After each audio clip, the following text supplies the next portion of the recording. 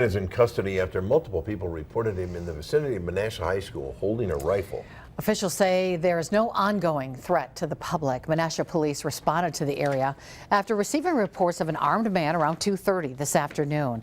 Officers quickly established a perimeter, and Menasha High School was put in lockdown as a precautionary measure. With help from multiple other agencies, the suspect was taken into custody without incident, the firearm secured. The man's identity is not being released at this time as the investigation remains active. If you have any information about the incident, you're encouraged to call Menasha Police. The number is right there on your screen, 920-967-3500.